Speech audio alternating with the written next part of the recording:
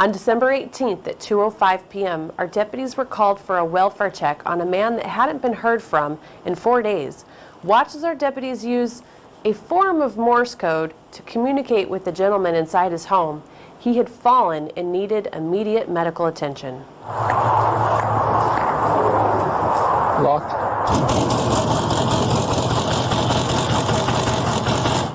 Sheriff's Department. What does it say on the door? Unlock permit.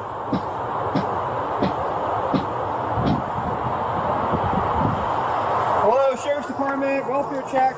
Steve, you in there?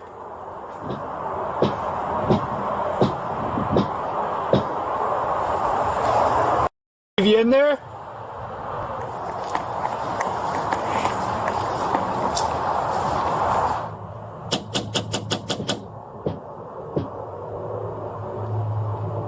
Morse code. I do, but I think it's SOS. Anybody answer your phone? I got an idea. Hey, this is you. If you need help, can you tap it twice? Okay, so you need help. Tap once for yes. Okay, yeah, he needs help. All right, we're trying to come in there right now, okay? Once deputies determined they needed to get in right away, they looked for other avenues of entry. We're trying to come in your room, okay?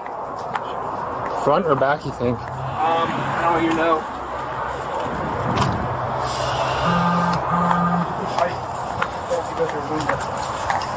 I don't want to break the glass if that's where he's at.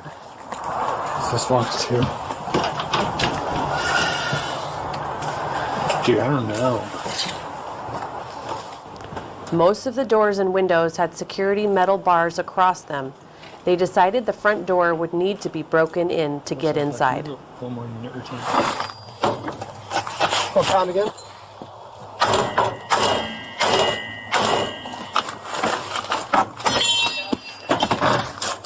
You're right, it was a key.